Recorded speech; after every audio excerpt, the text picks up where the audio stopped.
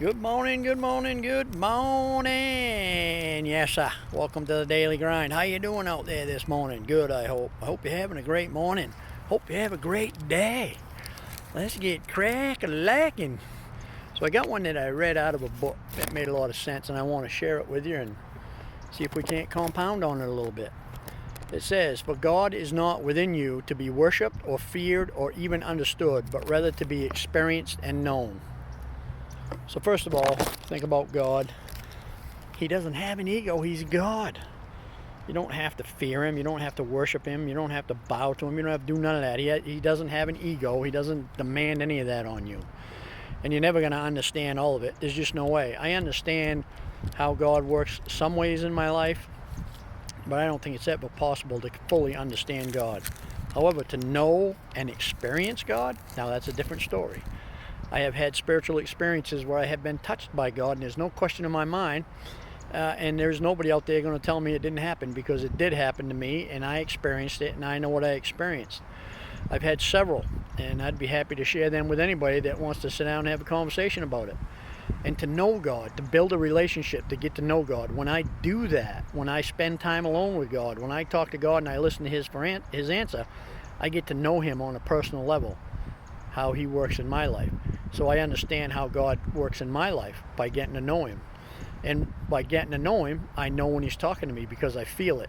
There's a feeling that comes when God talks to you. I get that feeling, then my heart kind of deciphers it and sends it to my brain in a way that I can understand what it meant, and I get my guidance. So to know God and to feel God, to experience God, that's what God is. That's how God is. That's the only way you're going to, if you can get to that, then you can really have a good experience with God and really experience this life differently and know that he's guiding you. You can feel it and you can know him, and it's wonderful.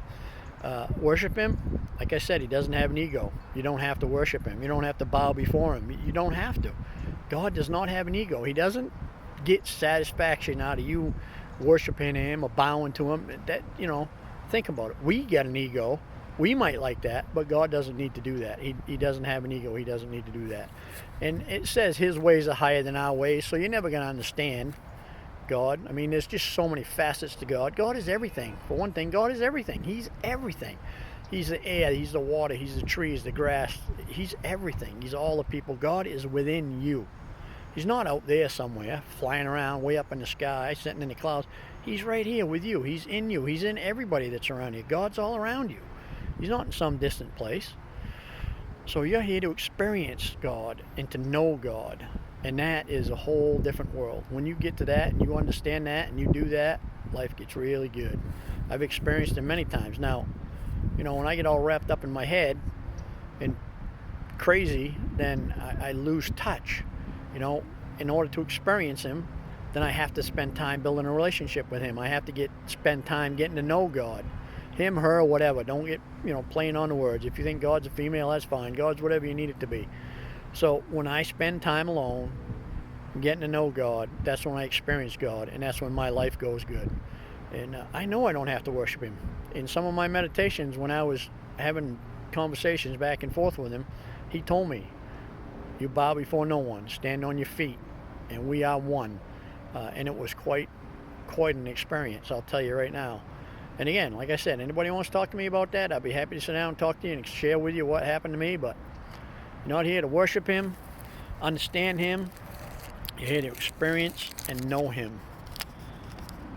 Worship or fear. Again, God is love. Why do you need to fear God? He's love. There's nothing there to fear. So if you're fearing God, you don't know God. And if you know God, then you know you don't have to fear God. Anyway, that's my take on that. And that's my story, and I'm sticking to it. And have a good day, and I'll see you tomorrow, chummy.